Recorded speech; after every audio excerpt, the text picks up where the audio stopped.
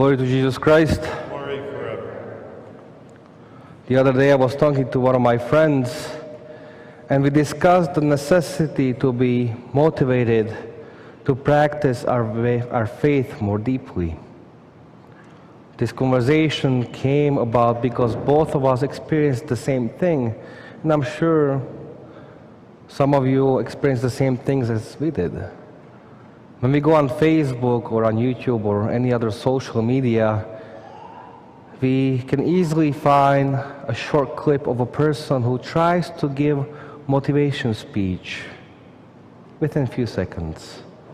Some advices are good and some are not that good. Sure, it is good to be motivated. It is good for us to set some kind of a bar to become better at whatever we desire. These motivation speeches are designed for us to push ourselves through any kind of problem that we are experiencing right now. This is all good. I have no problem with that. But it can become a problem if that is all of the motivations that we are receiving. These worldly motivations will get us just that far. And sometimes even these motivations, which are supposed to make us better, healthier, mentally stronger, can pull us away from our duties in our spiritual life. This is where my friend and I started to think, well, what can we do to become motivated on a spiritual level? All of us can call ourselves devout Christians, but when it comes to practicing our faith, when it comes to setting aside time for prayer, suddenly we are struggling. Suddenly we are not motivated to pray at night and in evening. So how do we fix this problem? How do we become more motivated in our spiritual life day to day? There are many answers to this question. But since we are celebrating today the beautiful feast of the Three Holy Hierarchs, I will use them as an example. If we want to be motivated in our spiritual life, we need to cling to saints and imitate their life. They have become a light beacons for us to follow them and to learn from them, so we too can reach paradise with them. St. John Chrysostom, among many, wrote many writings, homilies, and he also wrote today's Divine Liturgy, where he wrote prayers and he pulled from the scriptures all of the verses that we use today during Divine Liturgy. All of these things can be used for our day-to-day motivation. St. Basil the Great did the same thing. And during the Great Lent, you can hear sometimes that the liturgy is a little bit longer.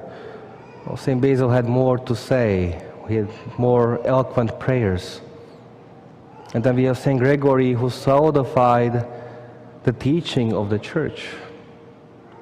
Even if we only decided to imitate only these three saints, we would have so much wisdom at our disposal that it would help us to be motivated for the rest of our lives. Many saints who teach on a spiritual life teach that in order to go deeper in faith, we need to be immersed in the writings of the saints. Sometimes it can be just a one sentence, maybe sometimes it's a paragraph a day of some kind of spiritual law written by a saint. And that is all. As long as we meditate on it and try to live it out for the rest of our life.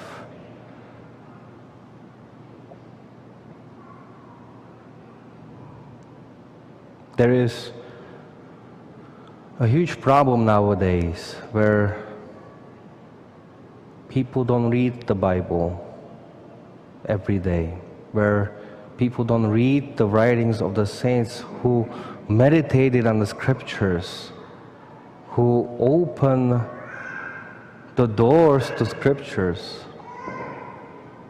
Many saints, especially those who touch on the spiritual life,